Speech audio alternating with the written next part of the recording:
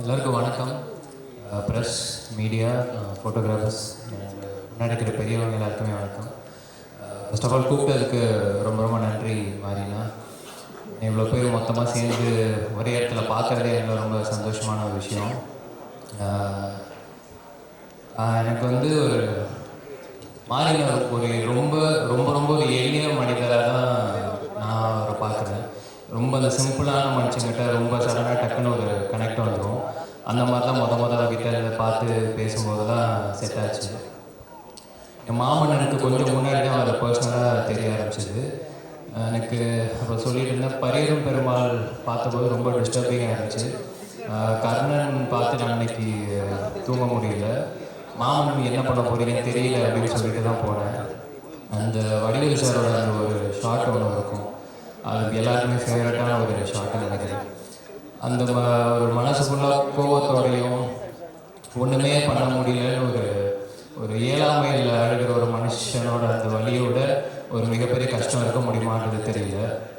அதுக்கே நான் டோட்டலாக பேசிக்க ரொம்ப எமோஷனலாக ஒரு ஆளுன்றதால அதெல்லாம் சொல்லிவிட்டு இப்போ வேலைக்கும் உள்ளே போகிறதுக்கு முன்னாடி இதுக்கு என்ன பண்ண போகிறீங்கன்னு தெரியல அப்படின்னு நினச்சிட்டு தான் போனோம்.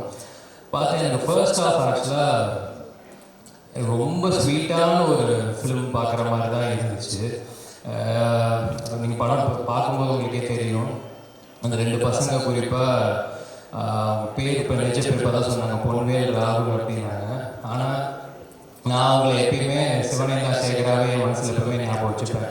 ஏன்னா சில கேரக்டர்ஸ் அந்த மாதிரி நம்மளை மீறி கேரக்டராகவே ஒரு மாதிரி பதிஞ்சிடும்.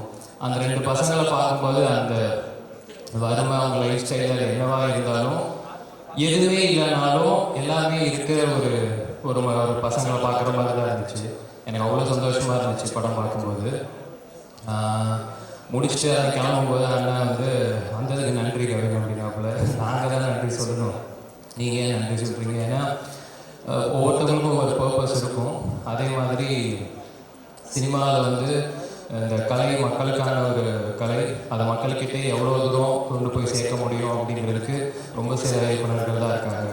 அதை மாதிரி இந்த மாதிரி ஒரு ஆள் வந்து எல்லா பெரியவங்களுமே சொல்லிட்டாங்க. ஸோ எனக்கு பார்க்கும்போது அதுதான் ரொம்ப ஃபீல் ஆச்சு. ரொம்ப ரொம்ப நன்றிங்க, அவ்வளோதான் சொல்ல முடியும். மற்றபடி வந்திருக்கிற எல்லாருக்குமே ரொம்ப ரொம்ப நன்றி. Thank you so much.